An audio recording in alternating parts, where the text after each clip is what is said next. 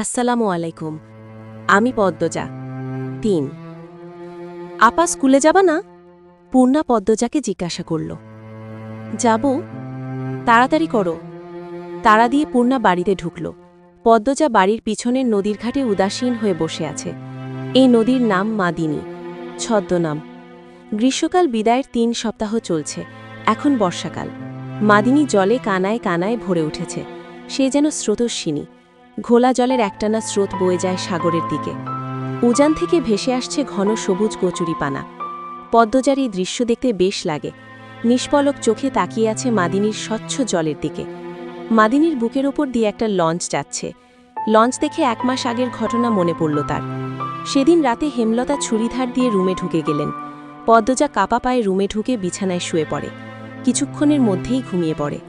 এরপর দিন স্কুল থেকে বাড়ি ফিরে নামাজ পড়ে খেতে বসল। তখন হিমেল হন্তদন্ত হয়ে বাড়িতে ঢুকে। হিমেল হচ্ছে হেমলতার ছোট ভাই। আপা, এই পদ্ম, আপা কই? হিমেলের কণ্ঠ। কি হয়েছে মামা? জবাব দিল পদ্মজা। পদ্মজার প্রশ্ন উপেক্ষা করে হেমলতাকে হিমেল ডাকল। আপা, এই আপা। হেমলতা বাড়ির পিছন থেকে ব্যস্ত পায়ে হেঁটে আসেন। কি হয়েছে? হিমেল হেমলতাকে দেখে হাউ মাউ করে কেঁদে উঠল। আপা, ভাইজান খুন হয়েছে। রাইতে কে জানি মাইরা ফেলছে রাপা। হিমেল কাঁদতে কাঁদতে হাঁটু ভেঙে বসে পড়ল। পদ্মজা তাৎক্ষণিক সন্দিহান চোখে মায়ের দিকে তাকাল। হেমলতাকে দেখে মনে হল তিনি চমকেছেন, অথচ তার চমকানোর কথা ছিল না। নাকি হিমেলের সামনে অভিনয় করলেন। পূর্ণা, প্রেমাকে ওদিকে আসতে দিস না পদ্ম, আমি আসছি। হেমলতা বাড়ির বাইরে মিলিয়ে যান। হিমেল পাশে খুঁড়িয়ে খুঁড়িয়ে হাঁটছে। ছেলেটা বোকাশোকা, জন্মগত প্রতিবন্ধী। ২২ বছরের হিমেল এখনও শিশুদের মতো আচরণ করে। কথায় কথায় খুব কাঁদে।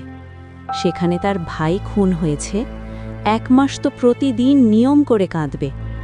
পদ্মজা রাতেই ভেবেছিল এমন ঘটনা ঘটতে পারে, তবুও এখন ভয় পাচ্ছে খুব।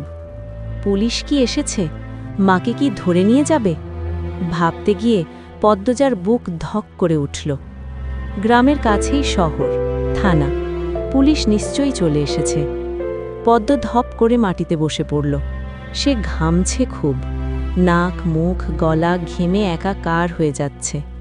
পূর্ণা খুনের কথা শুনেই খুব ভয় পেয়েছে। তার মনে হচ্ছে সেও খুন হবে। খুব বেশি ভীতু পূর্ণা। পদ্মজার শরীর কাঁপতে থাকে। চোখে ভাসছে হিমলতাকে পুলিশ শিকল দিয়ে বেঁধে নিয়ে যাচ্ছে। তার খুব কান্না পাচ্ছে। আর সময় নষ্ট না করে তড়িঘড়ি করে উঠে দাঁড়ালো পদ্মজা। মাথায় ওড়নার আঁচল টেনে নিয়ে পূর্ণার উদ্দেশ্যে বলল, প্রেমারে দেখে রাখিস বোন। বাড়ি ভর্তি মানুষ, আরও মানুষ আসছে। হেমলতা মানুষজনকে ঠেলে হানিফের লাশের সামনে গিয়ে দাঁড়ালেন। তখন ফর্সা রঙের ২ জন মহিলা ঝাঁপিয়ে পড়ে তার উপর। আকস্মিক আক্রমণে হেমলতা অপ্রস্তুত হয়ে পড়েন। খেয়াল করে দেখেন ২ জন মহিলা তার মা আর বোন। তারা হাউমাউ করে কাঁদছে, কিন্তু হেমলতার তো কান্না পাচ্ছে না। ব্যাপারটা লোকচক্ষু ঠেকছে না। একটু কি কান্নার অভিনয় করা উচিত? হানিফের মৃতদেহ দেখে মনে হচ্ছে কেউ ইচ্ছে মতো কুপিয়েছে। হেমলতার তা দেখে শান্তি লাগছে। এমন শান্তি অনেক দিন পাওয়া হয়নি। পদ্মজা সেখানে উপস্থিত হয়। হেমলতার নজরে পড়ে। ভীতু চোখে মায়ের চোখের দিকে তাকালো পদ্মজা। হেমলতা ভ্রু কুঞ্চিত করে আবার স্বাভাবিক করে নেন। পদ্মজা চোখ ঘুরিয়ে দেখছে পুলিশ এসেছে নাকি। চারিদিকে এত মানুষ। পদ্মজাকে এদিক ওদিক উঁকি দিতে দেখে হেমলতা এগিয়ে আসেন। চোখ মুখ শক্ত করে পদ্মজার মুখ ঘুরিয়ে দেন। পদ্মজা দ্রুব ওড়নার আঁচল মুখে চেপে ধরে গোয়াল ঘরে ঢুকে পড়ল। তার মা চায় না সে কখনো এত মানুষের সামনে থাকুক। হেমলতা ঘাড় ঘুরিয়ে দেখলেন পদ্মজা গোয়াল ঘর থেকে উঁকি দিয়ে বাইরের অবস্থা পর্যবেক্ষণ করছে। কিছুক্ষণের মধ্যে পুলিশ আসলো। জিজ্ঞাসাবাদ করে হানিফের লাশ নিয়ে গেল। লোকমুখে শোনা যায় হানিফ খুন হয়েছে শেষ রাতে। এরপর নদীতে ফেলা দেওয়া হয়। লঞ্চ ঘাটে লাশ ভাসে। হেমলতাকে পুলিশ নিয়ে যায়নি বলে পদ্মজা স্বস্তির নিঃশ্বাস নিল। মানুষের ভিড়ও কমে গেছে। হেমলতার মা কাঁদতে কাঁদতে ক্লান্ত হয়ে উঠোনের এক কোণে বসে আছেন। পদ্মজা গুটি পায়ে গোয়ালঘর থেকে বেরিয়ে আসলো। হেমলতা পদ্মজার দিকে তাকিয়ে মৃদু হাসেন। সেই হাসি দেখলেন হেমলতার মা মঞ্জুরা। তিনি কিছু একটা ভেবে নেন। হেমলতার কাছে এসে কিরমির করে বলেন, তুই খুন করছস? তোমার কেন মনে হচ্ছে এমন?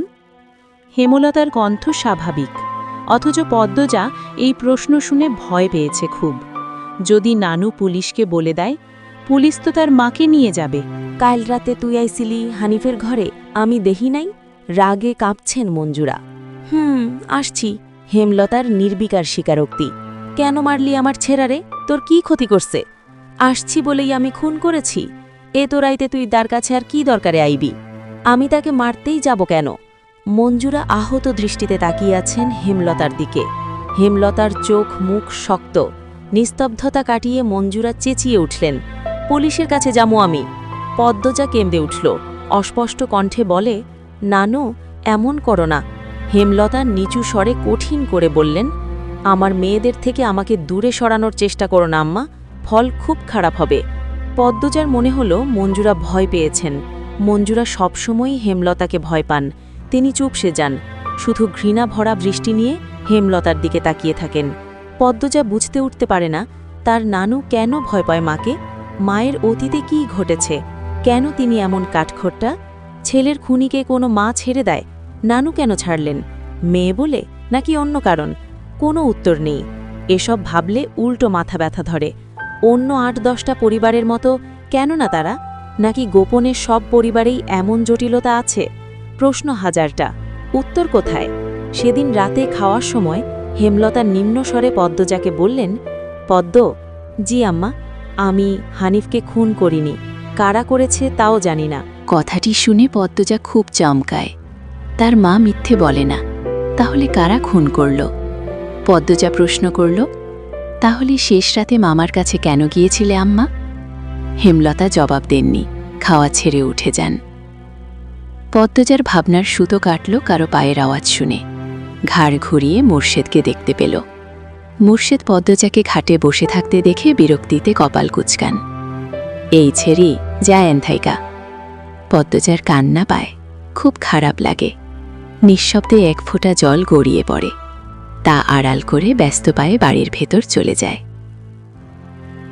কয়েক মাস পর পদ্মজার মেট্রিক পরীক্ষা। ৩ বোন বই নিয়ে সড়কে উঠল। পদ্মজার কোমর অবধি ওড়না দিয়ে ঢাকা। পূর্ণা এক নাগারে বকবক করে যাচ্ছে। স্কুলে যাওয়া অবধি কথা বন্ধ হবে না। মাঝে মাঝে জোরে জোরে হাসছে। মেয়েটার হাসির রোগ আছে বোধহয়। একবার হাসি শুরু করলে আর থামে না। পদ্মজা বারবার বলছে, আম্মা রাস্তায় কথা বলতে আর হাসতে মানা করছে, চুপ কর না। তবুও পূর্ণা হাসছে। বাড়ির বাইরে এসে সে মুক্ত পাখির মতো আচরণ করে। তাকে দেখে মনে হয় খাঁচা থেকে মুক্ত হয়েছে। পদ্ম, ওই পদ্ম, খাড়া। পদ্মজা ক্ষেতের দিকে তাকালো। লাবণ্য ক্ষেতের আইল ভেঙে দৌড়ে আসছে। লাবণ্য আর পদ্মজা এক শ্রেণীতে পড়ে। লাবণ্য কাছে এসে হাঁপাতে থাকল। শান্ত হওয়ার পর 4 জন মিলে স্কুলের উদ্দেশ্যে হাঁটা শুরু করল।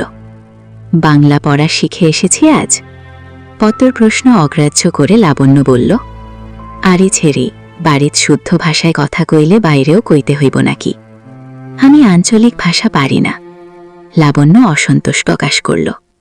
সে অলন্দপুরের মাতব্বর বাড়ির মেয়ে।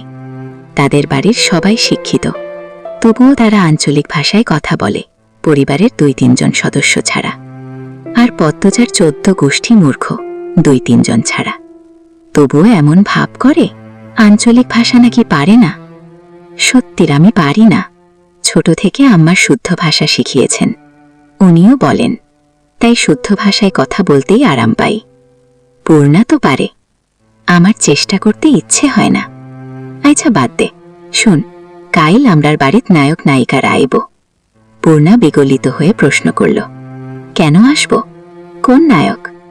শুটিং করতে, ছবির শুটিং। পদ্মজা এসবে কোনো আগ্রহ পাচ্ছে না। পূর্ণা খুব আগ্রহ বোধ করছে।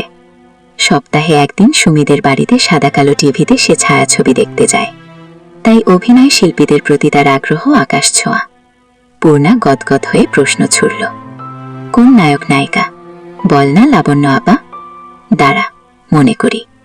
পূর্ণা কৌতূহল নিয়ে তাকিয়ে আছে। লাবণ্য চোখ বুজে মনে করার চেষ্টা করল। এরপর মনে হতেই বলল, লিখন শাহ আর চিত্রা দেবী। তুমি আমার ছবির নায়ক নায়িকা? হ্যাঁ। স্কুলের যাওয়ার পুরোটা পথ লাবণ্য আর পূর্ণা ছায়াছবি নিয়ে আলোচনা করল। মূল বক্তব্যে ছিল লিখন শাহ।